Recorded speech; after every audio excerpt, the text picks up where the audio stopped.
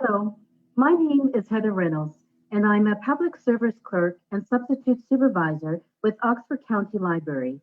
Sarah McDonald, System Support Librarian, has asked me to do my presentation tonight, Almost Forgotten, Black History in Oxford County. Just before I begin, though, I would just like to acknowledge that Oxford County is located on stolen land by many Indigenous people, including the Anishinaabes, Haudenosaunee, Mississauga, and Ojibwe and Chippewas people. My presentation tonight, I'll be talking about the various parts of Oxford County. There'll be Ingersoll, Woodstock, and Norwich Township. Excuse me. I'm just going to just apologize ahead of time. I have a lot of facts, a lot of numbers and dates in my presentation, so I will be reading out. I will be reading that. After my presentation, there'll be a 5-minute video, and that's the time where Sarah will be able to answer some comments and questions that anyone has. If you do have comments and questions, if you can please put them forth on the Facebook, and Sarah will be able to address them. After the video, we'll be able to deal with the questions, and if there is time afterwards, I have just a short 8-question quiz if people would like to be interested in participating in that. So I'll just go ahead with the presentation.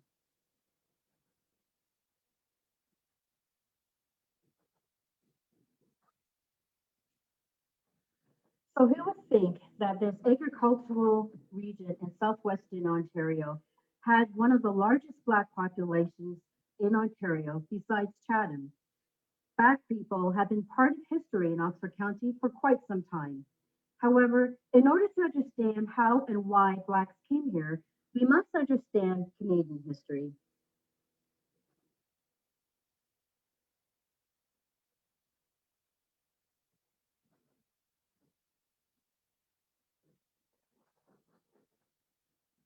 Black people first arrived in Canada as slaves by the British in early 1600s. Matthew da Costa was the first recorded Black person to arrive in Canada. He was not a slave, but an explorer, a pioneer, and a translator between the Micmac Indians and the French with Samuel de Champlain in 1606. He spoke several languages: Dutch, English, French, Portuguese, and Pettigrew Pascu, the dialect that many Aboriginals use for trading purposes. As a result, his talents helped to bridge the gap between the Europeans and Micmac Indians. Olivia Lejeune, a 6-year-old boy from Madagascar, was the first recorded slave brought directly from Africa and sold as a slave in New France in 1628. Back then, New France consisted of a division of North America into 3 parts: Quebec and Ontario, New Brunswick and Nova Scotia, and Prince Edward Island.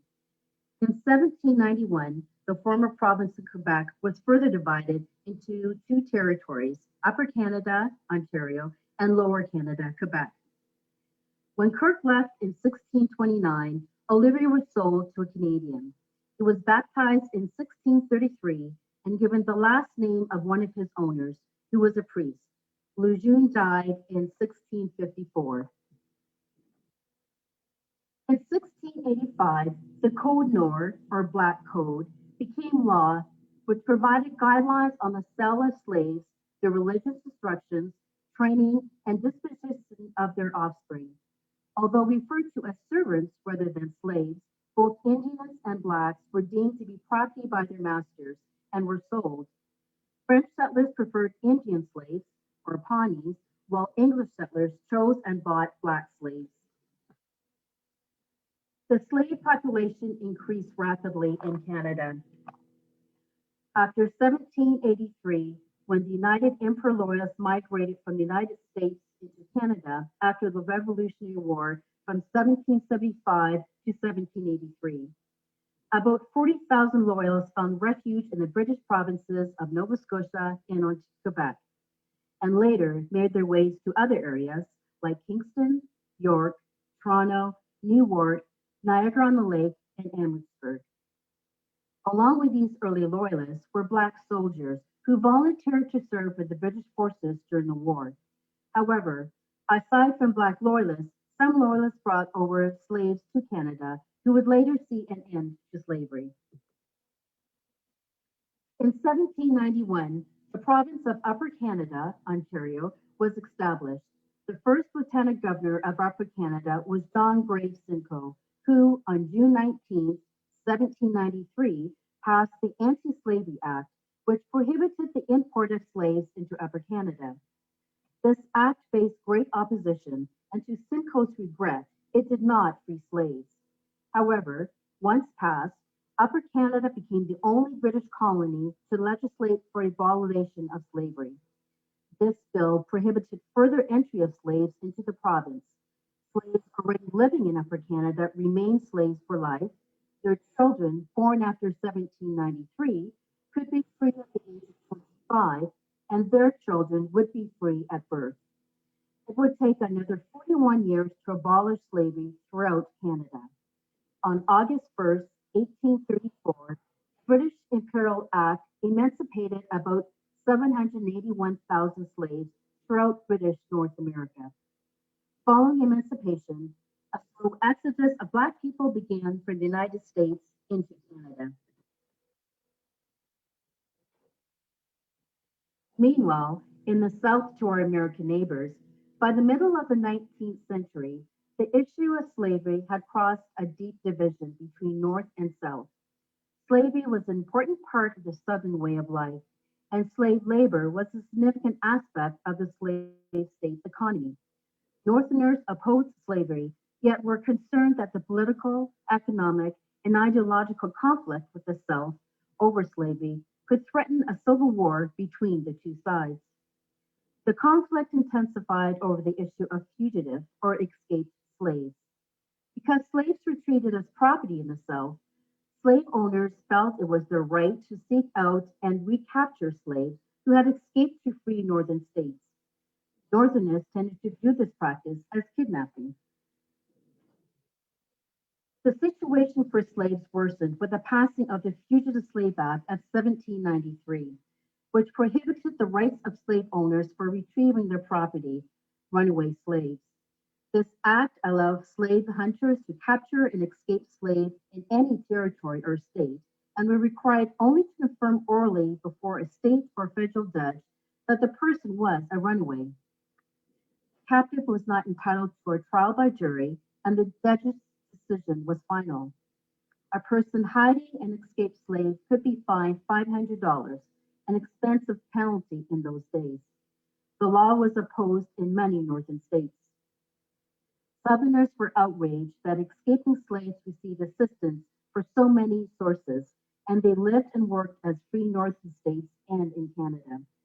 As part of the compromise, a new Fugitive Sleep Act of 1850 was passed that made it both possible and profitable to hire slave catchers to find and arrest runaways. This was a disaster for the free Black communities of the North, especially since catchers often kidnapped legally free Blacks as well as fugitives. But these seizures and kidnappings brought the brutality of slavery into the North and persuaded many people to assist fugitives. As a result, slaves used whatever means necessary to escape their bondage. The Underground Railroad was not underground, nor did it have tracks.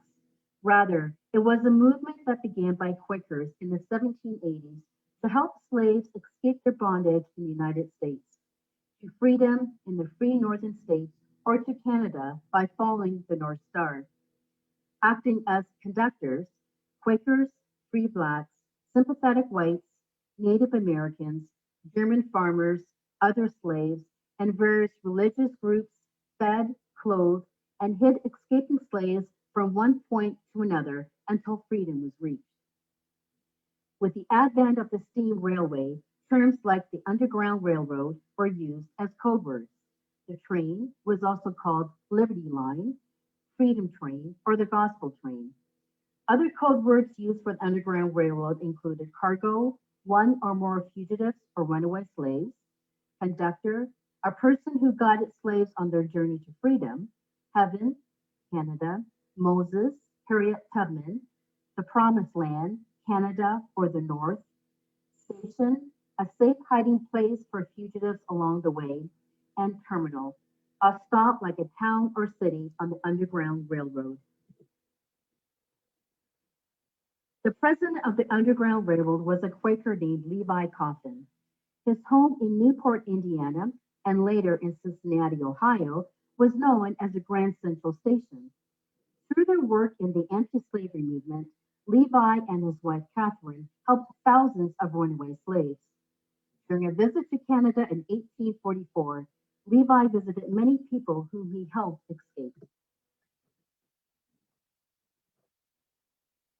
Slaves passed information about escape routes by singing spirituals with hidden messages like follow the drinking gourd, steal away to Jesus, wade in the water, children, and up with Moses. Between the 1830s and 1840s, terminals were set up in Canada. About 20 of them were located along Lake Erie shore. The escaping slaves usually traveled at night on foot through swamps, bayous, forests, and waterways, guided north by the stars, and hid at stations or ports during the day. Known as Black Moses of her people, Harriet Ross Tubman became a legendary conductor on the Underground Railroad. Born into slavery on the Maryland plantation around 1820, Tubman escaped her brutal treatment from her owners in 1849. She made 19 trips from the southern states to freedom in the northern states. However, following the Fugitive Slave Act of 1850, Tubman included the Canadian border in her operations. Harriet helped about 300 slaves escape their bondage to become free in Canada, despite a $40,000 price on her head by a group of slave owners. In 1851, Harriet Tubman settled in St. Catharines for about 8 years before returning to the United States to serve in the Union Army during the American Civil War. She was and still is the first woman to lead American troops into war. Harriet Tubman died on March 10, 1913, and was buried with military honors. Some figures indicate between 60,000 to 75,000 escaped slaves reached Canada via the Underground Railroad between 1800 and 1860. However, Canadian census showed 4,669 Black residents in 1851 and 11,223 residents in 1861. But no accurate figures can be given for the number of fugitives or free Blacks in British North America. Africans made up the largest number of migrants in the New World during the colonial era, especially during the 18th century. Yet they had no representation in government. Slavery existed for 415 years. An estimated 11 million Africans were transported to North and South America. Slaves had no rights. They could be bought and sold. They could not own property and were not allowed to learn or be taught how to read or write. The Emancipation Proclamation of 1863 did not end slavery. Slavery ended, however, in 1865 when the 13th Amendment was ratified after the Civil War.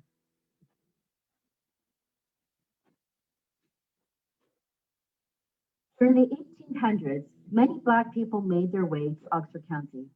However, not all Black people who came here were slaves. Many were free Blacks who were trying to make a living in their communities, such as Ingersoll, Woodstock, Norwich Township, and Audubon.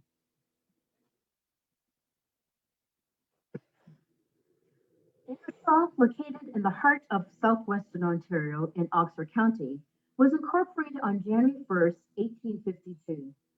Ingersoll was second only to Chatham in the size of its Black community during the mid-1800s. Of the town's 2,000 residents, 400 were Black. During this time, Ingersoll was known for the following: the Wesley Methodist Church, the British Episcopal Church, or BME Church, the Daily House, or the Ingersoll Inn, and John Brown, the American anti-slavery supporter.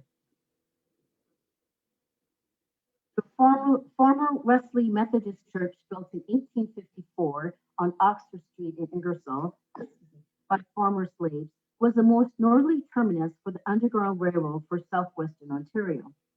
The church consisted of a three-story brick building with living quarters for the minister on the top floor that seated 500 people. Pine boards in the attic measured 12 to 14 inches wide, which indicated the size of the white pine trees that inhabited Oxford County back then. Led by Quakers by the way of St. Thomas, slaves escaping bondage from their plantations from Virginia, Georgia, Louisiana, and even as far as New Orleans, were smuggled into the attic of the Ingersoll Church during the night. Anti-slavery supporters would try to find work for them on neighboring farms through Oxford County, or would transfer them to other areas to work to enable them to safely reach their destinations. Not only was the church a haven for escaping slaves, but Black people also were involved in the choir. Fire American anti-slavery supporter John Brown preached at the church in April in 1858. During the Ingersoll's fire of 1872, the Wesley Methodist Church was badly scorched, but was repaired. However, a second fire in 1956 destroyed the church, and it became a car wash in 1965. Today, no remnants exist to indicate the role Ingersoll once played in aiding slaves to their freedom. And just on the side, in Ingersoll, where the Dollarama store is located, the parking lot is where that church used to be. With a large population, Black Ingersoll residents wanted their own church, so they built the British Episcopal Church, or the B&E Church, in 1858. Also called the Negro Church, the B&E Church was erected on the south side of Catherine Street, on the east side of the stream, located near where the majority of Blacks had lived. In addition, many Black people were buried in the Ingersoll Rural Cemetery, as well as in Potter's Field. The church was built like a barn. Boards were up and down, slots covered cracks. Reverend Solomon Peter Hale was the last minister of the B&E Church. He died in Ingersoll in 1904. In 1933, the B&E Church was sold to R. Cuthbert of Sweeburg, who demolished the building and used the lumber to build a hog pen. No known picture of the B&E Church exists.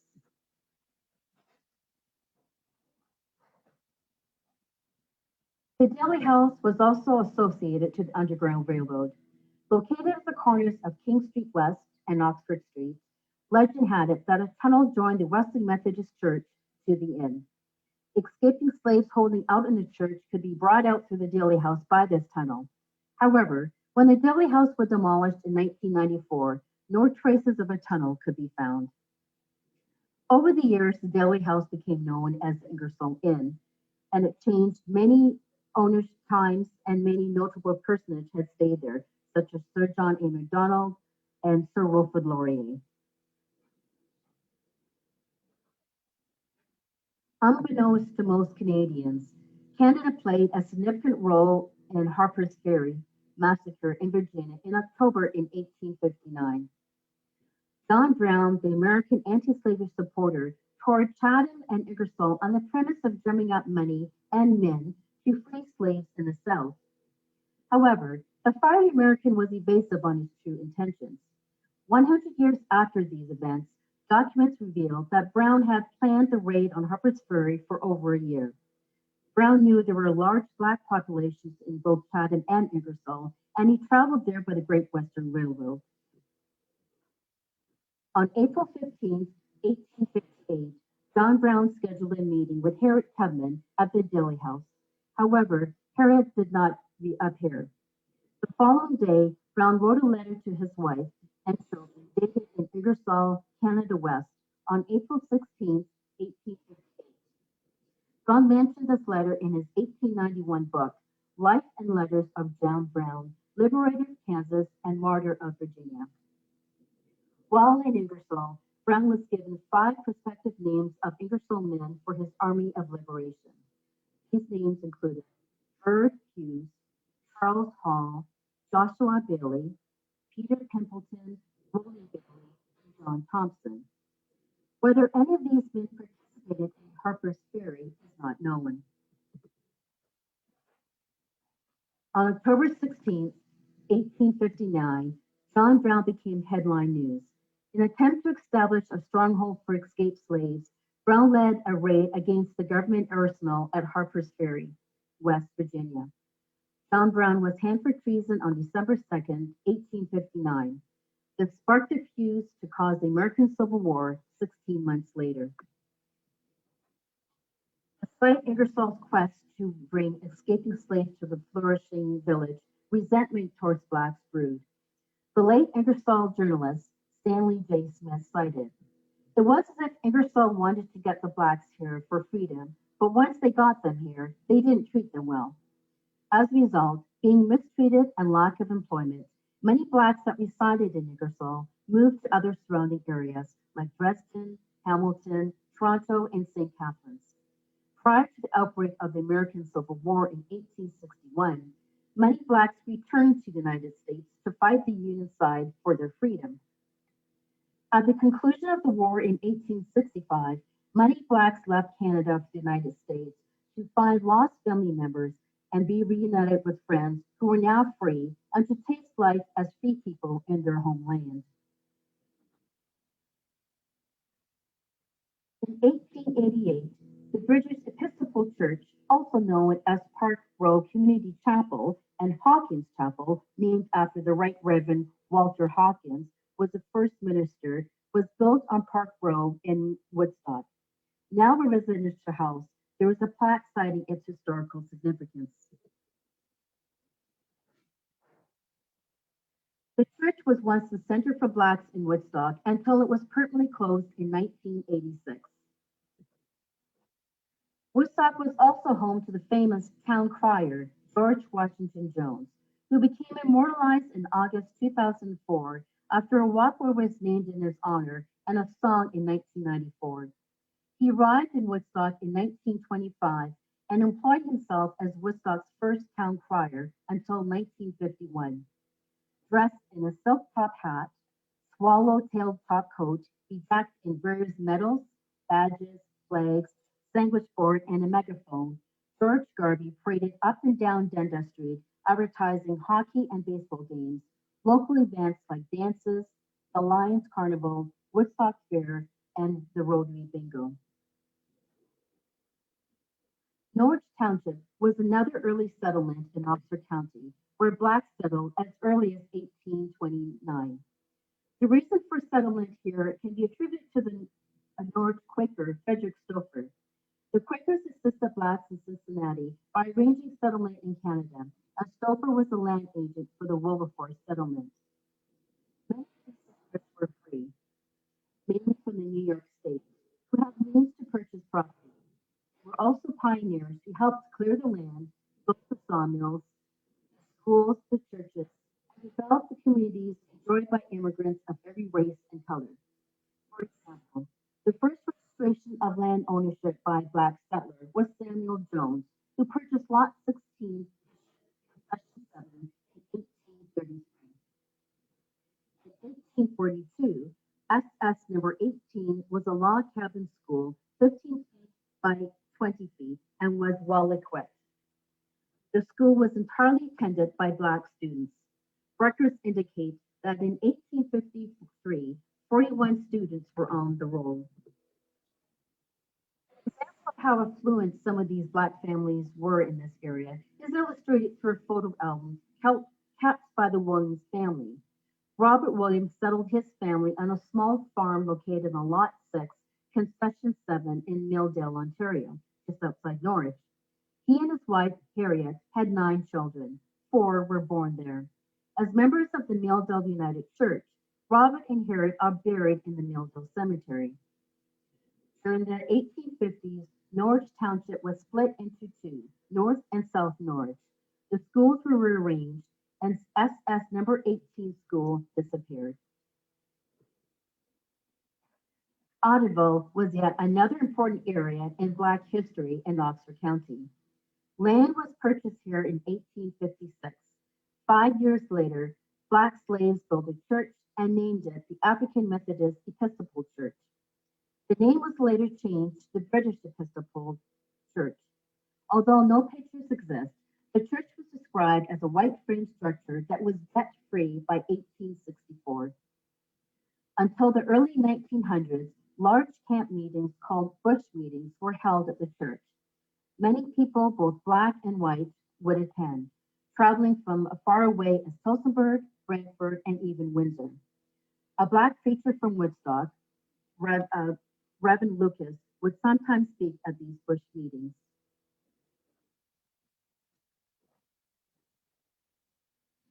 The church is no longer is the church is long gone. The era that was used as a cemetery now has trees covering unmarked graves. Nevertheless, a plaque and cairn were erected in 1982 to commemorate the British Methodist Episcopal Church and the black settlement that was once in Norwich Township. I'm just going to just stop this. Let's go to the next one. So this is going to be a video that I have. It's called The Last Stop, and it's just talking about. It's going to go over to.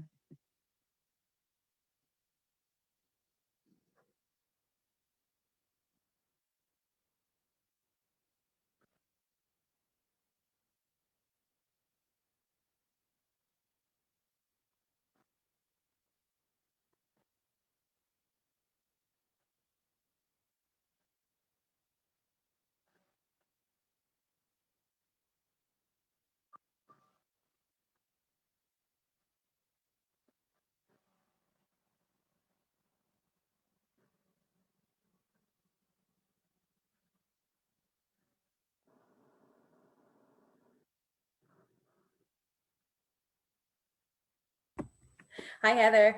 I just hop on here while you're getting that video ready. Actually, yeah, I think we did have one question that's come in so far, if you wanted to answer that before we get into the video. But so far, I mean, what a great presentation. How much research have you done on all of this? Okay, so let me just get back into that here. Can you see me? I can see you, not your video yet. Oh, okay, yeah. So so I started when I moved in Woodstock in 1992. A friend showed me the cemetery in 1993, and as I was saying, I was quite surprised to find out that there was a cemetery with Black people back in the 1800s, when there wasn't a lot of Black people that I saw in 1992. So I wanted to address that question, and I had gone to the Historical Society in Woodstock, and I had the privilege of meeting Mary Evans Smith, and so that's how it started. Mary had done some research. She was doing her own research with her family. She was Quaker in the background, but found out about the census of in Ingersoll, and found out that there was 500 people in the population during that time of 2000. So that sort of intrigued me, and that's how it all started. Basically. Yeah, well, yeah, it's incredible how much research you've done, and you've done a great job putting together an incredible website. Did you want to tell people a little bit about your website and what they can find on there? Okay, so when I was doing the research, I started I started to have the presentation that I wanted to display, and I was going to I first started out going to the London Black Coordinating Committee, and they had their opening for Black History Month. And I was running into a lot of teachers who knew about the history, but wanted to find out how they could get more information. There wasn't a lot of things out there. So I started the website, and a lot of it with the Teachers Corner. I put everything in the Teachers Corners, and then put just the history of the books out there as well, to find out what's there. So my display has the articles, as well as books from Canada, as well as books from the United States, and a gamut of everything, children's books with it as well. Yeah. So that's the reason why I started that, just to have and where to go to find the resources. Yeah, well, it's in such an incredible archive of all of the different websites in Canada that look at Black history. Yes, yeah. Every Um, single one is on there. oh yeah, yeah. So a lot of them, and I get a lot of that from just going through the information. Like the Ontario Black History Society is there as well. I've been on that we are putting on the People and Places. It's called the Black History Tour. So we are revamping this prior to the pandemic. We're revamping this brochure. So even though it says London and Southwestern Ontario, Oxford County was not mentioned. But now we revamped it. It's from all the way from Sandwich right up until Brant, I believe. And there's going to be an app with this. So yeah, it's and the brochure is it's just huge. So all the libraries has been in libraries, museums. It's London, well, Otterville, as well as Norwich. That's coordinating that project as well. Awesome. Well, speaking of books, you have a ton of books behind you, I know, because you showed me before our session tonight. Can you maybe pick out a handful of them that you would recommend to people who maybe want to learn more about some of the topics that we talked about tonight? If they want to maybe start their own research and explore these things, yeah, what would be your like top 5 books?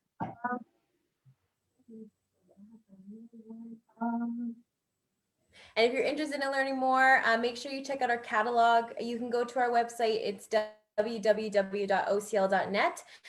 You can find out all about our programming that we have on there, all of our services. And if you go to search.ocl.net, that's where you can find our catalog. So if any of these titles that Heather's going to talk to us about in a second strike your fancy and you want to get a hold of them, you can put them on hold there and pick them up at your local branch. So let us know, Heather, what are your top 5? Sure. Okay. I think which we have in the library, everyone has this one is The Safe Haven by Joyce Pettigrew, a local, yes, yeah, a local, there we go. I can't see myself on there, a local resident in Otterville. So this talks about Oxford County. That one's Safe Haven. I have, this is how I found it about Black history. Yeah, that one's a little bit higher for us. There we go. That's Dr. Daniel Hill. So I think people know his sons. Lawrence Hill, the author of yeah, and then his son Daniel, the singer. So the Freedom Seekers, Blacks in Early Canada. This is how I found about Blacks in my 20s. So I like this book. Unfortunately, this this does not is produced again. And this one by Dr. Afua Cooper, The Hanging of Angelina. So this it's a good book. It talks about slavery in Canada. So this woman was accused of starting the fire in Montreal, and the brutal treatment that she received, acknowledging that she started that or not. So that's a good one. And again, list books in the comments below. Probably not till tomorrow morning, but if you want to know the title, we'll list them tomorrow. Sorry, Heather. What's your next pick? Yeah, this one is a children's book. Willie O'Ree talking about the first Black in the NHL. Actually, I just do a plug this Friday from 2 to 3. The University of Windsor will be speaking to the producer of this. This is a movie, and he's going to be interviewed at 2 to 3. That's a free Zoom meeting as well. And there's another book for the adults. Well, I have that somewhere. I don't know whereabouts that is, but this is a children's one, and then there's another one for adults as well. Again, you can do that in the library. And just a real plug, my friend Janet Brown from Windsor did a fantastic, he works at the Woodstock Library of the, she has that thing about the calendar for Black History Month. That's also posted on my website under resources, under the books. And again, that can be, the titles could go for any of the libraries as well, too. So those are some of that as well. I think the last one I have is I Came as a Stranger by Bryan. A little bit higher. There we go. Bryan Prince. Yeah, so this is one of quite a few books that he has as well too. Him and his lovely wife Sharon, they do interpretations as well. They used to come to Oxford County, for that as well. Yeah. And they're in the Buxton Museum. Yes. So we have lots of people who are watching and engaging in the comments tonight, Heather. You've got a big audience behind you. David wants us to remind everybody that it's Heather's Historicals. That is your website. Can you give everyone the address, Heather? How can they get to your website? Yeah, it's Heather's Historicals. If you just put in Heather and my name, Rennalls, that's probably the first thing that will come up. And under the Black History events, when it goes under Oxford County, I've list a lot of the Zoom meetings that are happening. Obviously, is virtual. So the closing ceremonies for Black History Month will be happening this Saturday from 2 to 3:30. And again, I have all the links there. That's the London Coordinating Black Committee that's hosting that. And Ontario Black History Society, they have their opening for Black History Month. Again, that's on the website as well. That was a 2-hour. That was a very good. So, and there's other events that's happening as well. I think every day there's something.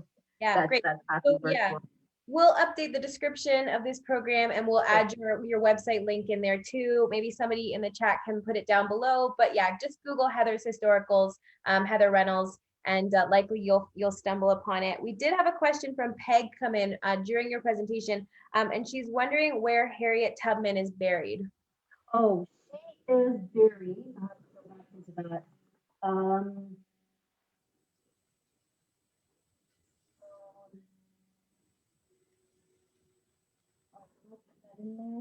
Yeah, I wrote an article about that in detail. I don't know where that. We can't hear you too well, Heather, when you leave the phone, just to let you know.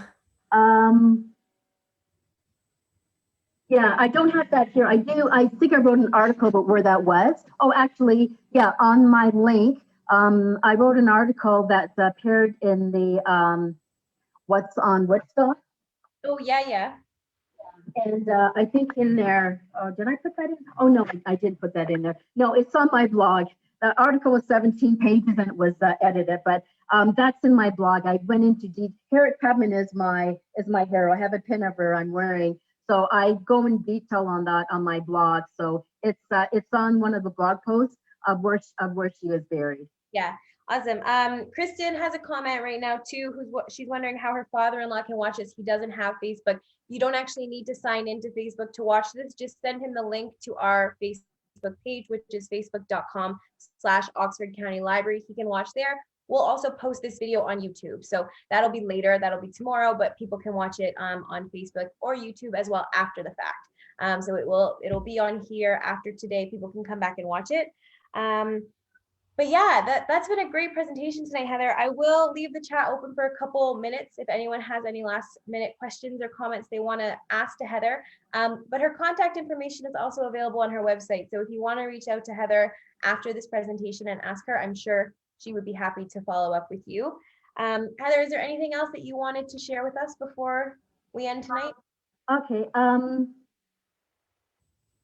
So the video, is that able to yeah, if you can get that video working, we can still show that, and if not, that's okay because we can put the link to the video in the comments below. Okay, yeah, that's also on there as well. In the next couple of minutes, then we can show that for sure. Okay, okay, let me just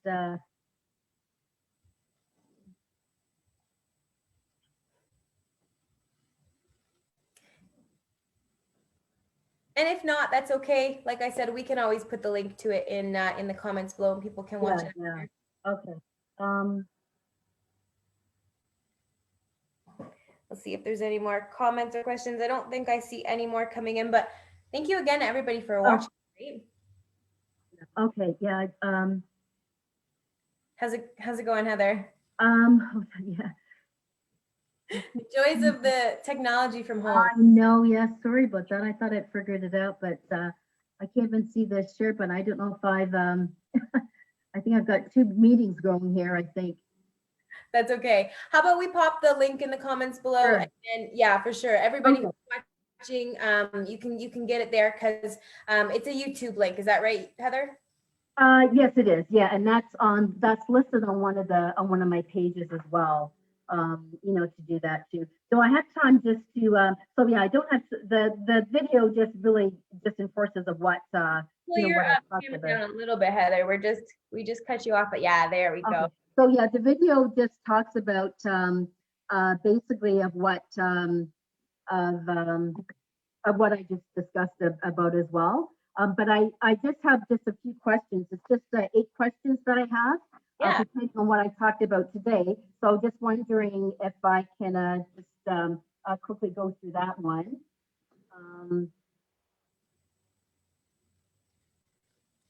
Yeah, for sure. You're wondering for feedback from people, right?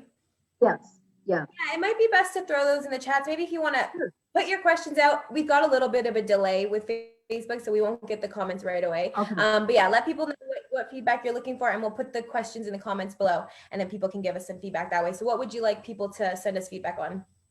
Okay, do you want me to just read the questions out then? Okay, so this is just, and it's just called the Oxford County Black History Trivia, which is what we discussed today. So question one is, trivia. Pardon me? This is trivia questions. Yeah, trivia questions. Okay, so these we do need people to be answering right away. Okay, I will try to orchestrate this. Okay. So Okay, let me see if I can go back into the slide. Sorry about that. I can't see myself anymore, so that's why I'm not. Oh no. We're trying to do this on a Zoom. Yeah. So yeah, so that's not showing up then, is it? It's just right now, it's just the two of us, I think. Oh, gotcha. Okay. Yeah, so I'll just go back.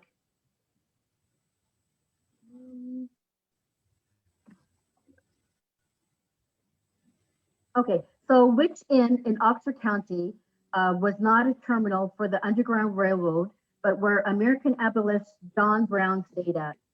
A, the Nelson Hotel, B, the Royal Hotel, C, the Daly House, D, the Imperial Hotel. Okay, so if you know the answer to that, put your answer in the comments below. And maybe we'll give it a couple seconds. And we'll see if people are still with us and still answering some trivia questions. Okay. Maybe read the question out one more time while we let people answer. Okay. So which inn in Oxford County was not only a terminal for the Underground Railroad, but where the American abolitionist John Brown stayed at? The Nelson Hotel, Royal Hotel, the Daly House, or the Imperial Hotel? All right, well, we do have at least one person who is watching and engaged, and that's Jim. Oh, and actually Christina as well. Both got the Daly House. So congratulations to those two. All right, Heather, great idea with trivia. Next question. Okay, so where is the plaque erected to commemorate the Black settlement? Just put the camera down a little bit. There you go. Where is the plaque erected to commemorate the Black settlement in South Norwich? Otterville, Springford, Norwich, or Newark? Okay, great. So we'll give everyone a couple minutes again. If you want to give them a time to answer, Heather, just read the question out again with possible answers. Okay. Where is the plaque erected to commemorate the Black settlement in South Norwich?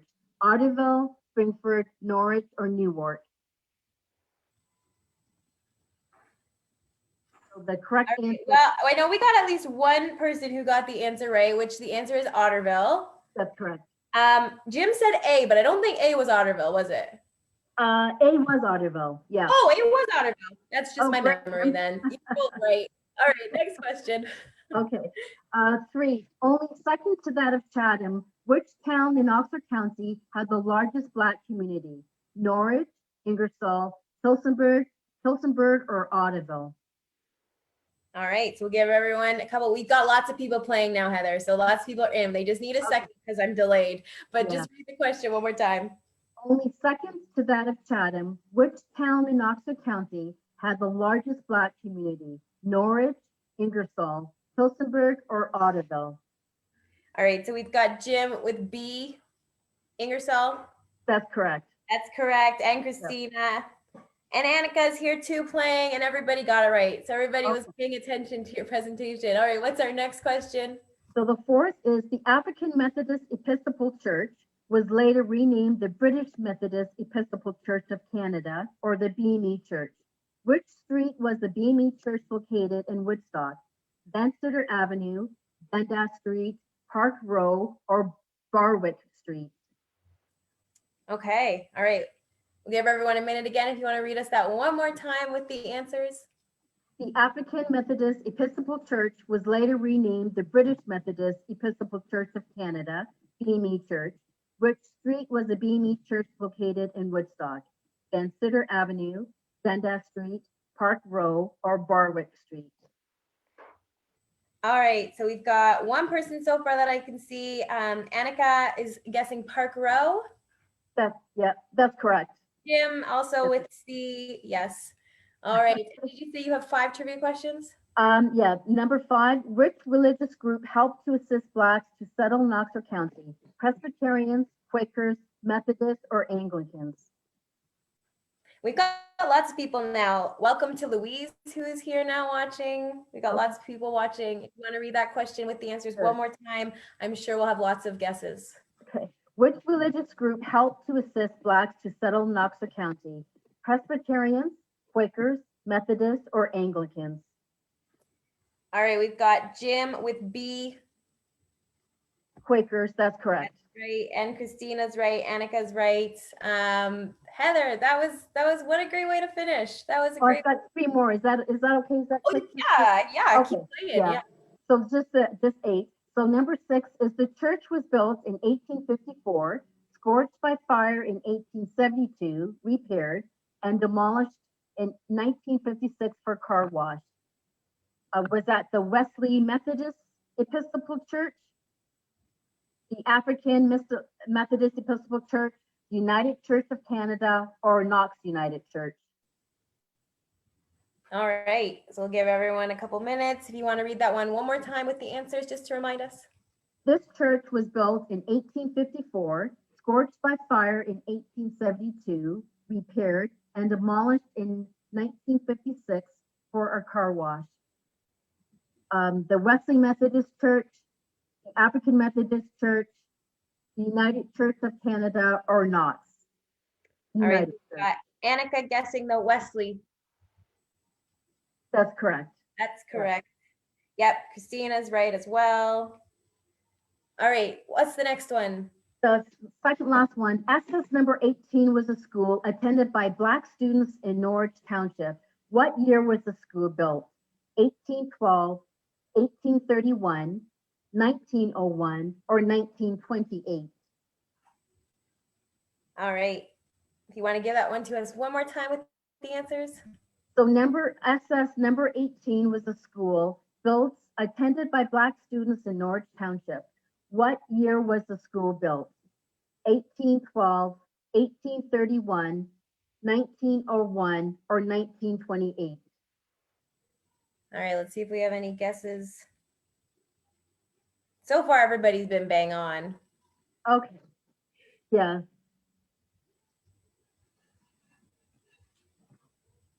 All right, why don't you give us the answer to that one? I don't see anyone with any guesses to that one yet. So it's B, 1831 is when the school was built. Okay, and the last question is number 8. The BME Church in Audubon, debt-free by 1864, was known to have large bush meetings. Where did the people come from? Ingersoll, Tillsonburg, Brantford, or all of the above? All right, give us that one more time. The BME Church in Audubon, debt-free by 1864, was known to have large bush meetings. Where did the people come from? Ingersoll, Tillsonburg, Brantford, or all of the above? I don't see any guesses yet, but is it all of the above? All of the above, yeah. Awesome. Okay. Well, Heather, I don't see any last minute questions, but yes, Christina got it right. All of the above. Oh, I think maybe Heather's popped out. So I'm going to thank Heather now. She's not here, but I really appreciate all the time she took researching that and then letting us know about all of the great rich history we have here in Oxford County. We'll post those titles that Heather was suggesting in the chat. Probably not till tomorrow, but look out on our catalog if you want to get any of those. So thanks again and have a great night.